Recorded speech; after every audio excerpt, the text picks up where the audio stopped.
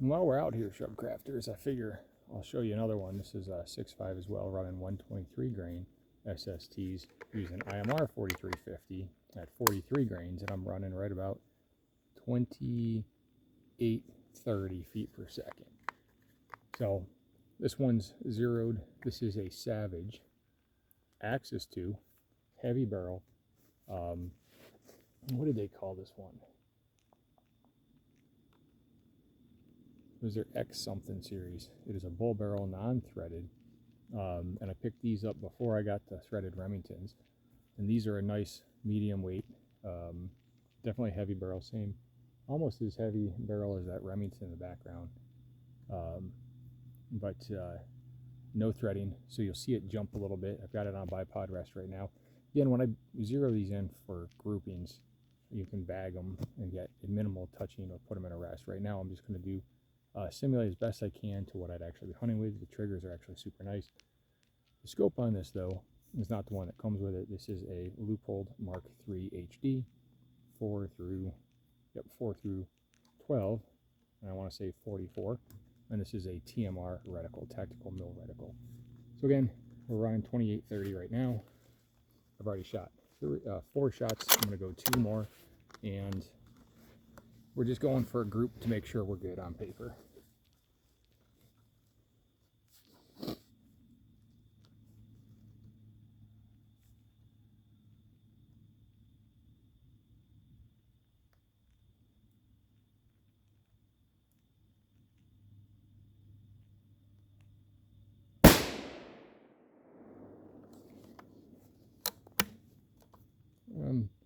When you look at the Savages, this is one of the things.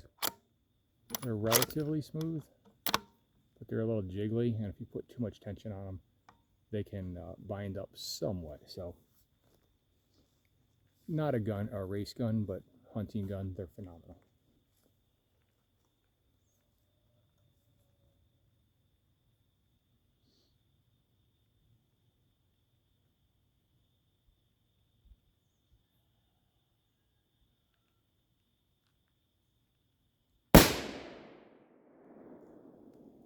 I pulled that one on camera. So, medium, not quite as high, so I think 60-degree bolt. Mine I don't have any feeding problems with.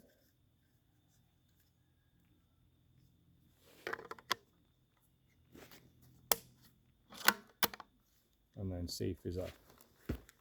Kind of like the Ruger push-pull.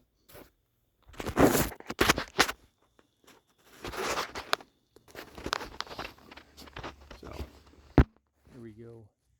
2854. Bull barrel.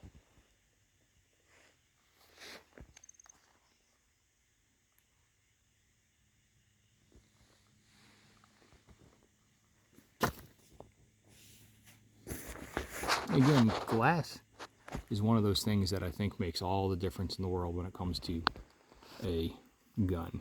Now what's nice is the Savages came in a, I think it was the XP, that's what it was, 6.5 XP. Bull barrel. Not too heavy, but it means you can sit here and plink at the target all day long. And like right now, you're barely warm. And I've got some spicy rounds, 2854, 2832 average.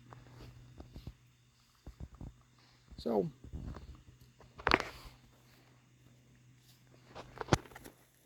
all right. Neat thing is that,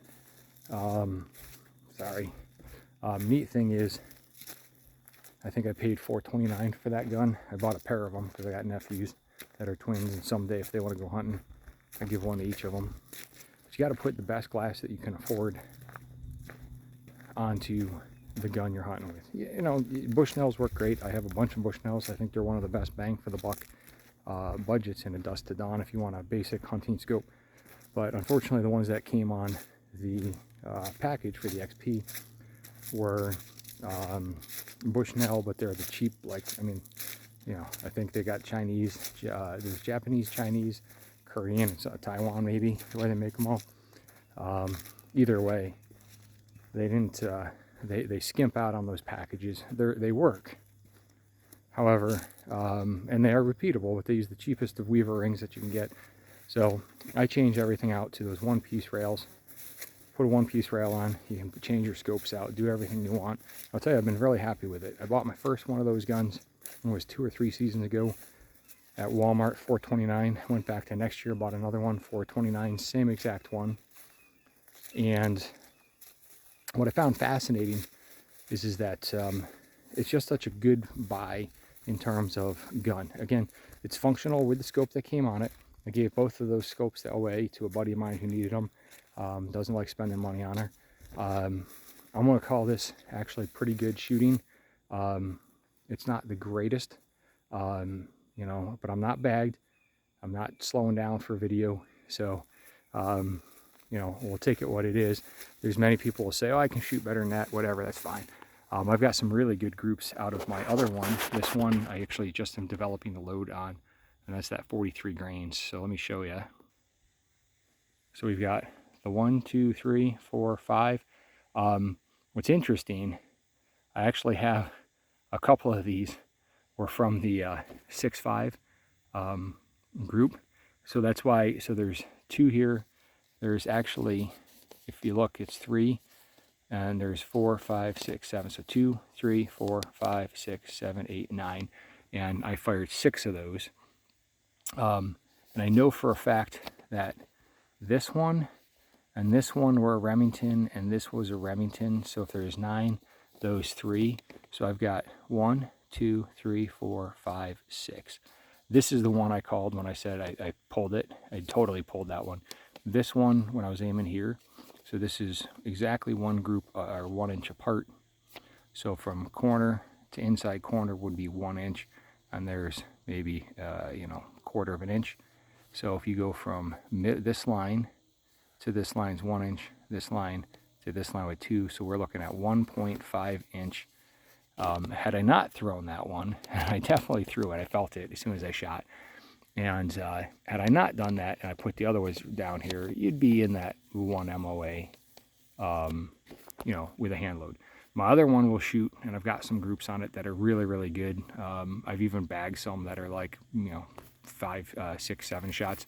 I'm trying to remember, I got one, I think it's 10 shots. That is all within, you know, like half MOA. Again, that was bagged in the front, bagged in the back. So, I mean, not super impressive just because you can do that. But you know, it is neat what you can do with those. So anyway, I think for a good purposed hunting rifle, for the average shooter, the Savage is probably one of the best buys I've found on the market. I have now got the pair of those.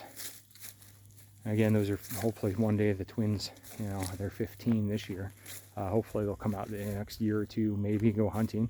After that, I've got their brother, so I have another one that I got with that, which has the Boyd stock on it, and I got another one in a 350 Legend that I picked up. That's we'll do something on there. I think that was even cheaper, $329 with a bull barrel. It's crazy. And again, the scopes that came on them were junk, but that'll give you an idea. I'm not trying to show precision marksmanship shooting here. I'm just showing you what's an awesome functional gun. And I think for putting meat on the table, this one hasn't killed anything yet. The other one, which I developed my first 6.5 load for, was the 43 grains IMR 4350 running a 123 SST bullet. And that one, I've got two of the Savages that'll shoot that load, and you can get true half MOA from a nice rested, if I put a rear bag underneath off of the tripod and load the tripod, so I flex the stock away from the barrel, it's amazing. And I actually had that repetitively with that group. Now, real world shooting, which is what I focus on, that's going to be all day long in my hunt zone from 100 to 300 yards. I can keep that, you know, 2 minute of angle of a gun. So what does that mean? A 300 3-inch group? Absolutely.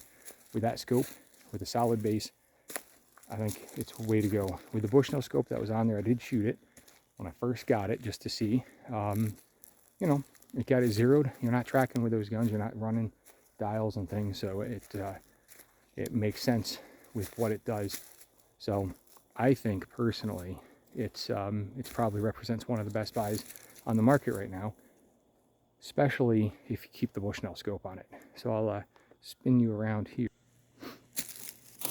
again. Now, and here's that Remington, since we're out here on the same day. I don't mind sharing that with you. But Remington without the rail and that hunter stock from Magpul was $855 on sale. The other SPS tactical that I got with skin with Hellfire, and that doesn't include the Hellfire, was I think $700, $658. I found a place that was selling, because again they're blowing out these New York Illions.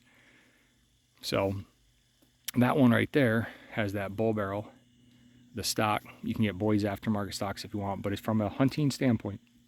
The twin to that one put down a deer, the biggest deer I've ever shot, 9-point, and he was massive, old deer, nice rack. One shot through the heart, dropped him in his tracks, and that's using those 123 SSTs.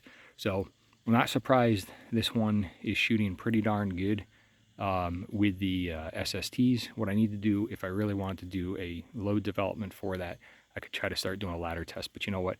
For what I'm doing, that's putting it just left of center and low. So realistically, if I was going to adjust this, I would come up just a little bit and probably one click over to the right, and that'll put me dead on for that load. I do have some deer season 6.5 that I've been shooting as well, and that's a gun is sighted for that as well. So this is kind of like the compromise in the middle. It's going where it needs to go.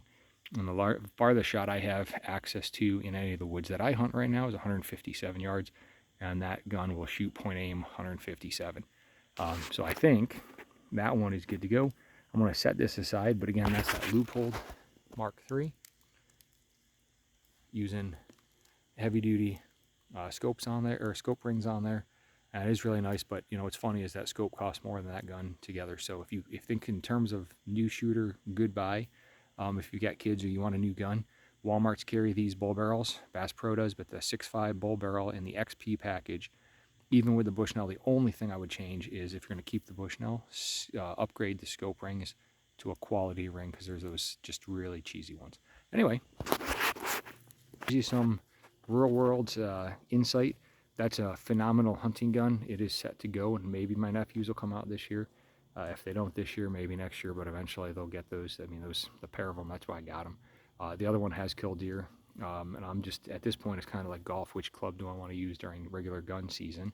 And you know what? It might be like other years where I just go straight to a muzzleloader again. Anyway, but that just represents a value, and I want, you know, real world. Your accuracy is going to vary based on who you are, what you shoot, and how you're shooting. My accuracy is going to vary based on my day, how I'm shooting and everything, and whether you're supported or not. Again, the one thing is the big, you know, these are free float mini chassis guns, and those are just crappy field stocks. That stock works really well. You just got to remember, you know, not to compress that barrel as you're going, because otherwise you'll get deflection. And that's the thing, is if you're loading a bipod, which is what I was trying to do slightly, you know, do that. I don't hunt with the bipod on always. A lot of times I will have a bipod on me, because if I'm sighting in with the bipod, I leave things as they are, but I'll leave them folded as I'm going, and then that way when I'm walking through the woods or I go somewhere, I can just set them down just like that and relax, and I'm not having to lean a gun up and risk it falling over. So anyway, there's some insight, and if you really want some comfy ears, Swordens, but they're not cheap. And if you've got a big head, they don't fit. So something to look into. I wear a 7 1/8 head hat size, and I imagine if you're much more than 7 1/2, those aren't going to fit for you. So, but they are awesome.